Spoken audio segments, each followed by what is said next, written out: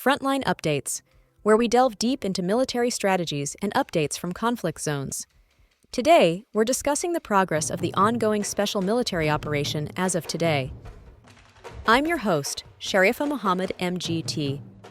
I'm Colonel A.C. Oguntoye, an infantry officer. As of October 21, 2025, the armed forces of the Russian Federation maintain operational momentum across multiple fronts, continuing to degrade Ukrainian manpower, logistics, and command infrastructure through precision strikes and coordinated combined arms actions. Across 6 primary sectors, north, west, south, center, east, and Dnepr, Russian units achieved incremental territorial gains, enhanced tactical positioning, and inflicted significant losses on enemy formations. Air and missile forces conducted 140 precision strikes targeting Ukrainian energy, transport, and drone infrastructure, as well as temporary troop concentrations and foreign mercenary deployments. Russian air defense systems successfully neutralized 1 guided aerial bomb and 137 UAVs, further consolidating control of the airspace and reducing the operational effectiveness of Ukrainian reconnaissance and strike capabilities. Welcome to Frontline Updates, the podcast that brings you in-depth insights into military operations from those leading them on the ground. Today, we're joined by Colonel A.C. Oguntoye, an infantry officer monitoring critical missions on the progress of the special military operation as of today. Colonel Oguntoye, thank you for being with us. Thank you. It's good to be here. Colonel Oguntoye, could you start by giving us a broad overview of today's operations and where things currently stand across the entire front? As of October 21, 2025, our forces continue to hold and expand the initiative across all operational sectors. The last 24 hours reflected a combination of tactical advances and precision strikes designed to dismantle Ukraine's logistics and communications networks. Overall, we conducted 140 coordinated strikes using a mix of operational tactical aviation, missile units, and UAVs, focusing on energy infrastructure, transport hubs, and UAV storage depots. These targets were chosen deliberately. We're not just engaging enemy troops, but systematically attacking the infrastructure that allows them to sustain combat operations. Our air defense units also had a successful day, intercepting a guided aerial bomb and 137 drones. The overarching goal remains attrition through precision, forcing the adversary to expend resources faster than they can replace them and to operate under increasing logistical strain. Let's start with the north, which has seen repeated reports of successful engagements. What's the current situation in the Sumy and Kharkiv sectors? The North Troop Group continues to shape the battle space along the Sumy-Kharkiv axis. Our focus has been on methodically degrading Ukrainian mechanized and ranger formations. In the past 24 hours, engagements near Krapovshchina, Korchakivka, and Verakino in the Sumy region resulted in the destruction of multiple heavy mechanized and assault units. The enemy lost nearly 200 personnel, alongside armored assets and artillery. But beyond the numbers, the key takeaway is that our operations here are defensive shaping by design. By maintaining steady pressure, we're compelling Ukraine to divert reserves northward to stabilize what is, for them, a vulnerable corridor. In Kharkiv, engagements near Volchansk and Volchansky Kuturi further strained Ukrainian supply lines. 8 of their material resource warehouses were destroyed. That's a logistical body blow. We're seeing ripple effects in their operational tempo. Their capacity to rotate units effectively has diminished. So this is less about taking territory and more about attrition and positional advantage? Precisely. This front serves as both a shield and a lever, protecting our flanks while imposing sustained material and psychological pressure. It's operational economy at work. Moving west, we've heard that the Kupiansk-Liman corridor continues to be contested. What progress has been made there? The West Troop Group achieved a series of coordinated strikes and positional gains. We engaged Ukrainian mechanized, airborne assault, and territorial defense brigades in Kupiansk, Kurilovka, and Krasny Liman, among others. We eliminated over 220 Ukrainian troops, a tank, and several armored vehicles, including 2 U.S.-made M113 armored carriers. Of particular note is the destruction of a U.S.-manufactured and /TPQ-50 counterbattery radar and 9 electronic warfare systems. These aren't just tactical kills, they strip Ukraine of its ability to detect, track, and respond effectively to our artillery operations. How important are these electronic warfare targets in the broader doctrine of modern warfare? They're pivotal. Modern combat is as much about controlling the electromagnetic spectrum as the physical ground. When we dismantle their EW architecture, we're effectively blinding and deafening their forces. Without that, even Western artillery systems lose much of their precision and coordination.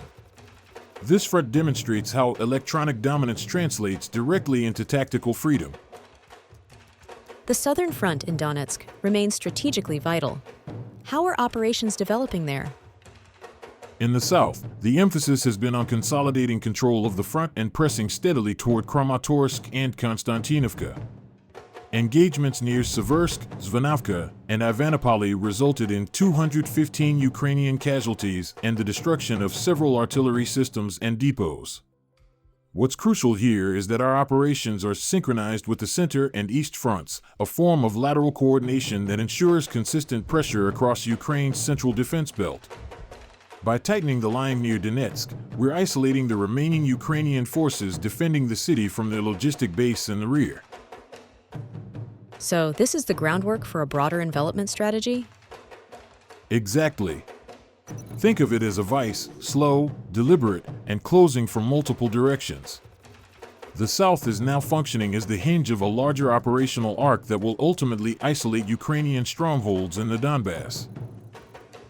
Let's talk about the center, which seems to be the focal point of this week's operations. Correct. The center troop group made substantial gains. We advanced through Krasnoarmysk, Teretskoy, and Artemovka, inflicting over 480 Ukrainian casualties. The key success was the destruction of 33 artillery systems, including 4 155mm US-made M777 howitzers and several HMMWV vehicles used for mobility and logistics. This front demonstrates what we call operational integration, combining fires, maneuver, and air power to neutralize both personnel and sustainment infrastructure. Every destroyed howitzer represents not only the loss of firepower but the erosion of Ukraine's ability to coordinate defensive zones. Would you say this front is approaching a breakthrough stage? It's evolving in that direction. We're transitioning from localized offensives to strategic penetration. Once the Ukrainian command structure in this corridor collapses, it will open operational depth into central Donetsk and the Dnipropetrovsk boundary, enabling maneuver freedom before winter sets in. Turning east, what developments can you share about operations in Zaporizhia and Dnipropetrovsk? The East Troop Group continues to advance into enemy defensive layers. Fighting near Alexiivka, Yegorovka, and Pavlovka resulted in over 310 Ukrainian casualties, alongside the destruction of EW and counterbattery systems. This region is significant because it serves as Ukraine's southern logistics artery, linking its central command with coastal defenses. By dismantling these routes, we are not just winning territory, we're collapsing the logistics underpinning their defensive cohesion. So the East now forms part of a broader encirclement mechanism? That's right.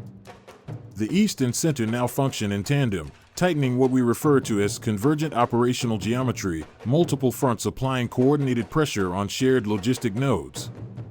It's modern encirclement by attrition and tempo. Finally, Colonel, what's happening along the Dnepr front? The Dnepr Troop Group executed precision interdiction operations near Stepnogorsk, Sadovo, and Tyajinka. Around 40 Ukrainian troops were neutralized, alongside a tank and 4 EW systems. These strikes are preemptive, designed to prevent Ukraine from staging amphibious or cross-river raids along the Dnepr. Operationally, this front anchors our southern logistics corridor. It ensures the uninterrupted movement of reinforcements and supplies to the central and eastern groups. It's a textbook example of defense through active interdiction. Deny the enemy initiative by controlling the geography of opportunity. Colonel, thank you for providing such a detailed briefing on the current military situation.